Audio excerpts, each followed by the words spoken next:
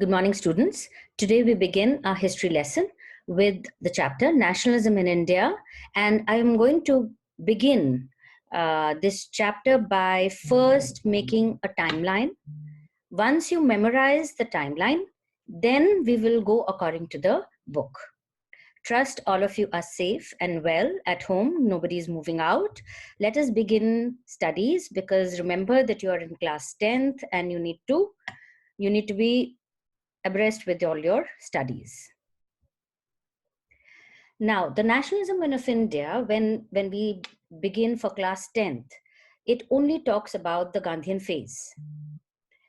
But to understand the national movement, we need to go before that. We will begin from the formation of the Indian National Congress. Now, the Indian National Congress was established with the blessings of A.O. Hume. He was one of the founders of the Indian National Congress. And a lot of historians have given this theory of safety valve theory. I'm sure you must have read about it in class 8th, but let me just clearly mention it again, so that when we come to the Gandhian phase, it's clear. So what was the safety valve theory? So the historian said that because they could see that there was an underlying tension and underlying anger against the British rule. You find that the British thought that instead of the pressure cooker, bursting, it is much better to put a whistle to it. That is why it is known as a safety valve theory. That through this, under the aegis of the British Empire, a British was part of it, they will be able to control the anger and the dissent among the Indian population. So the history of the Indian national movement can be studied in three important phases. The first phase was moderate nationalism. It is from 1885 to 1905. Now, why this is called as moderate nationalism is because the people who were part initially, Dadabhai Naoroji, Anand Mohan Banerjee, there were so many, Surendranath Banerjee, there were so many leaders. You need not memorize these names, but you please understand why they were known as moderate. They believed that the British rule was for their own good. After all, they had been studied in the English education system. They realized that the English system had given them opportunities. They had come to know about the French Revolution. So in their hearts, they believed that the British rule was very good for them, that the British rule is good, but what is bad is the East India Company. And it is the East India Company which is actually creating problems in India. And if we send petitions to the British Parliament, then those petitions will be taken care of by the British government, by the Queen. They did not realize that colonialism and imperialism by in itself was there so that they could take away the resources of the country. So you find that 1885 and 1905, they are not doing much. They are sending petitions. They are having a conversation with the British and putting in their demands. But you have to understand that in this period, the British could have clamped down on it. So they were very, very hesitant to take any law in their hands. They were hesitant to create anger among the British. So their methods were very, very moderate. But there was one important thing. They spread the ideas of nationalism, which was not there in our country. In our country, the system was that whoever gave you a salary, whoever gave you money for the salt, you had to be allegiance to that person. There was no concept of nation. There was no concept of people belonging to a nation being loyal to it. So their major thing was that they spread nationalism among the Indian population. Now, 1905 was a landmark year. Now, because Bengal, if you recall, Bengal was the first province to come under direct control of the British Empire. So you find that Bengal was very huge, and Bengal was not of present day West Bengal, but it also included Bangladesh, it included parts of Orissa, Bihar, Jharkhand, and parts of Assam. So it was a very, very huge province. And because the British rule was first established in Bengal, you find that the maximum people who rose against the British were from there. One. Secondly, you know, the area was so huge, and so the British, on the face of it, said that we are dividing Bengal so that it is easier to govern. But actually, the reason was that because the feeling of nationalism, patriotism had risen so much, and the Bengalis had joined the national movement under Indian National Congress, they wanted to bring about a disunity concept. How did they do that? They divided Bengal in such a way that the Muslim majority areas came in one sector and the Hindu majority areas came in the other. Now, our national leaders realize that this is what the British are trying to do. They are trying to play the divide and rule policy to divide the national movement.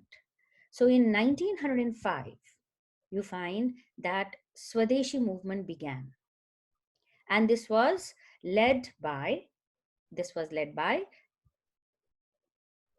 Lala Lajpat Rai, Bal Gangadhar Tilak, and Bipin Chandra Pal.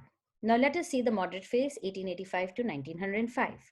The early nationalists, also known as a group of moderates, were the active political leaders between 1885 to 1905. Moderates were the earlier Congress leaders who believed in peaceful means of agitation.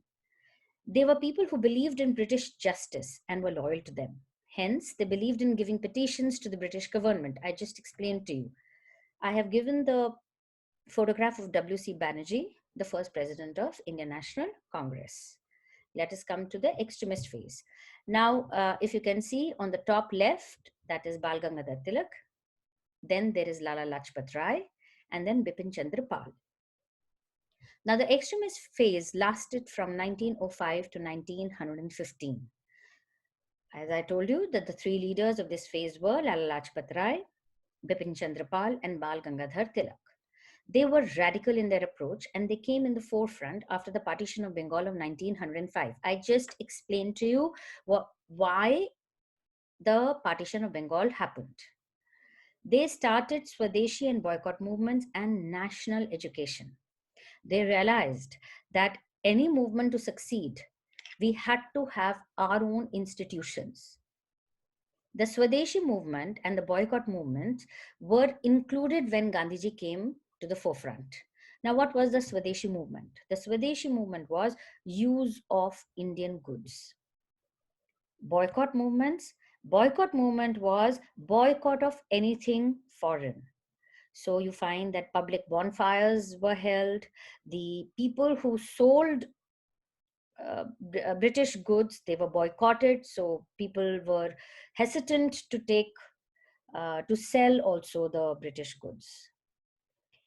Now, what was their goal? Their goal was Swaraj under the British Empire. Now, when we say Swaraj, it means home rule. They believe that okay, the British rule should be there, but let the Indians be given the power of home rule. Another most important thing which they did was that they took pride in Indian culture and history. You know, when the British came to India, they announced that we were backward, and they showed racial superiority. They said that our culture was bad. We have come to civilize the Indian population, and they showed this by showing the cities, the architecture which they started making, the railways later on, and the telegraph, and the West, and most importantly, Western education. So they showed Indian culture in poor light. They highlighted sati system to show that we were backward. But these kind of religious problems were there in all societies. It's over a period of time that improvements or changes were brought about in the thinking via religion. So these leaders, they decided that we have to show that we had a very glorified past. We had a very advanced society. They glorified the leaders of the revolt of 1857. So you find that these were leaders who brought back our pride in the Indian culture. In fact, you will be surprised to know that it was Shri Bal Gangadhar Tilak who started the Ganpati Utsav. Now, in order to avoid, you know, clamp down by the British, they decided to hold religious festivals, and in the garb of community festivals, they the people could be together. People of all classes could be together, and they could discuss their problems. Now, in the Ganpati Utsav, which goes on for 11 days, in the present times, there are songs and dances and plays. But in those days, the people got together, and because this is a community festival, no one does it in their house. I mean, of course, people now do it in their houses, but at that time, the entire society used to contribute and and establish, put the murti of Ganpati, and they used to worship. But most importantly, they got together. All the classes of the society, they got together, and they could actually communicate and tell their problems.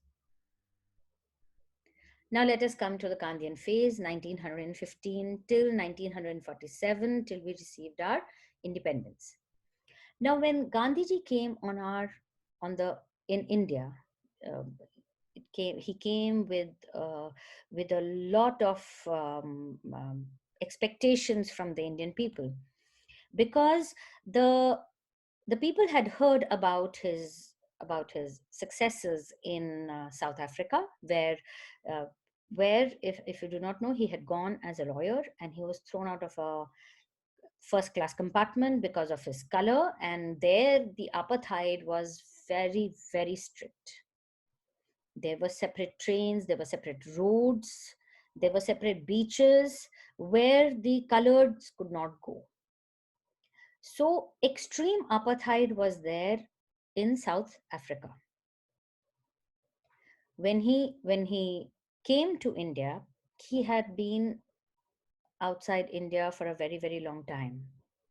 So Gopal Krishna Gokhale, he considered Gandhiji considered him as his political guru. When he arrived in India, he was given a suggestion by Gopal Krishna Gokhale that why don't you just go around the country 1 year, just go around, understand India, understand the problems faced by the people, and accordingly start.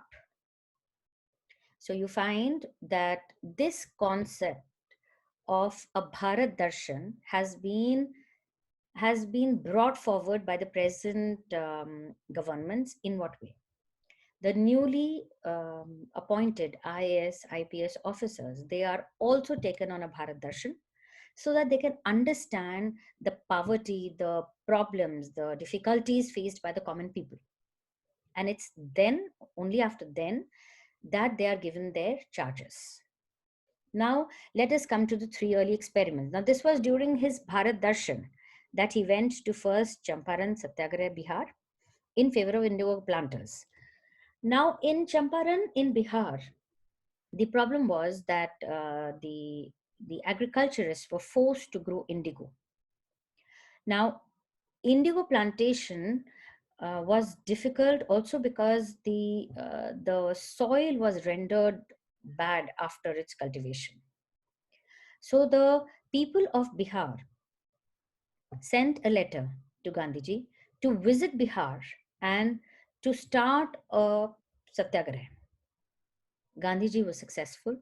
And after this, indigo, the people, the peasants of Bihar could grow any crop. Now we come to his next experiment. 1917, this was in Kheda, Gujarat. Here also, he took up the cause of the peasants.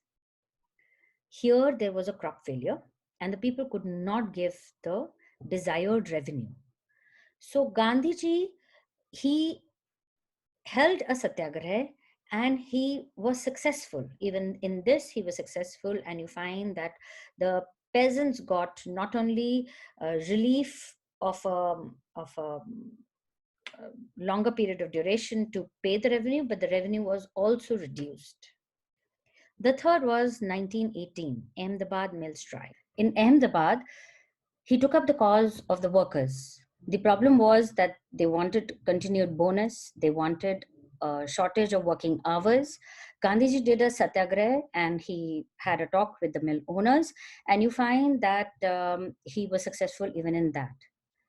So now you see that the three early experiments of Gandhiji were successful. And what had he done? He had taken up the cause of the common people. Because when he arrived in India, he commented that the Indian national movement is of elites, is of the educated, affluent class, and the masses are not there. So he said that unless the masses uh, are included in the movement cannot succeed. And hence, he decided to include the masses with the help of these three early experiments. I hope you have understood, children, by this lecture. In the next, I will talk about the causes of the non-cooperation movement and begin the lecture again. Thank you.